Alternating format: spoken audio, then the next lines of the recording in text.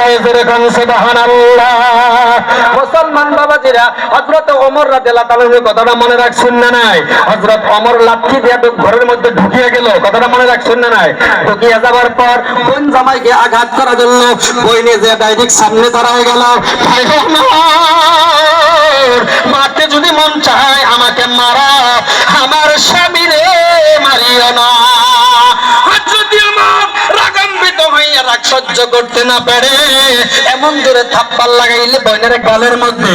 বউটা সুন্দর ছিলেন, লাল মোলার মতন ছিলেন। গালে থাপ্পড়ের আঘাতের কারণে গালটা ফেটে রক্ত প্রবাহিত হইতে লাগলো। আর বই কাঁদ দেওয়ার বলে, ভাই আমার মারতে মারতে মারতে মারতে যদি আমার দুনিয়ার থেকে বিদায় করিয়া দাও, আমি আল্লাহর এই কুরআন পড়া ছাড়বো না।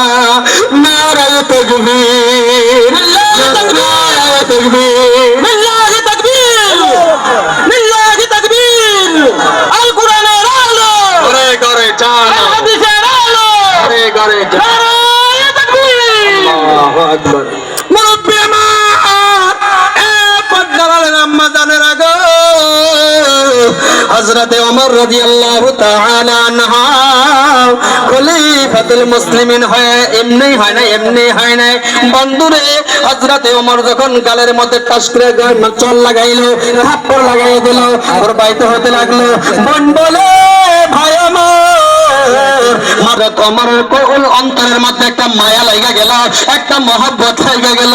দেখবেন যে আপনার বোন আপনি বিয়া দিবেন, শাদী দিবেন, আপনার বোনের বাড়িতে আপনি টেলিফোন করে যোগাযোগ করতেছেন, ও ফাতিমা, ও শাহনাজ, ও উম্মে কুলসুম, উম্মে হাবিবা, ও সাদিকা, ও খাদিজা, তোমার বাড়িতে আমি আসতেছি। দেখবেন যে বোনে বড় আশা করে আছে ভাইয়ের জন্য,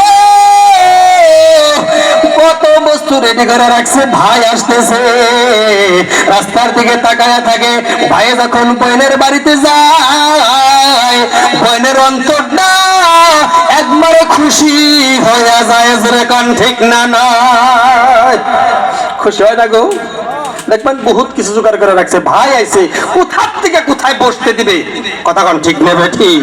এ বন্ধুগণ, মুরব্বি আমার, পর্দার আড়ালের মা হযরত ওমর রাদিয়াল্লাহু তাআলা আনহু বলেন, এ বোন ফাতিমা, তুমি কি পড়তাছো, কি পড়তাছো আমার পয়রা শোনাও।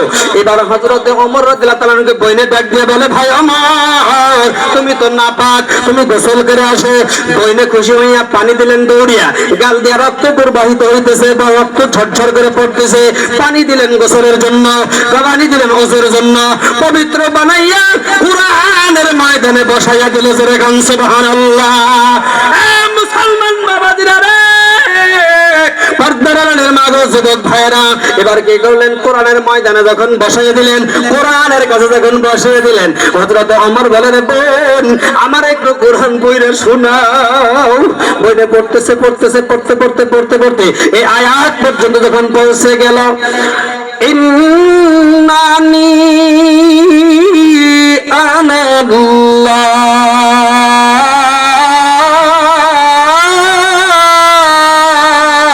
আল্লাহু আকবার, ইন্নানি আনাল্লাহু লা ইলাহা ইল্লা আনা ফা'বুদনি ওয়া আকিমিস সালাতা লিযিকরি।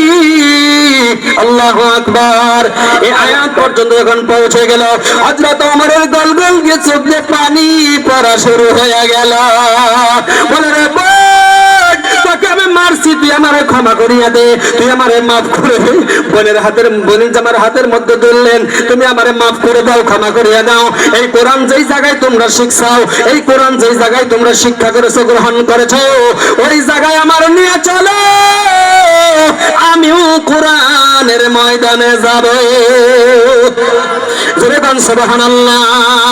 হযরত খাব্বাব রাদিয়াল্লাহু তাআলা আনহু চোখের তল থেকে বাহির হয়ে আসলেন, তখন খুশি হয়ে গেলেন, হযরতের সাথে মোলাকাত করেন, ওমরের সাথে মোলাকাত করে।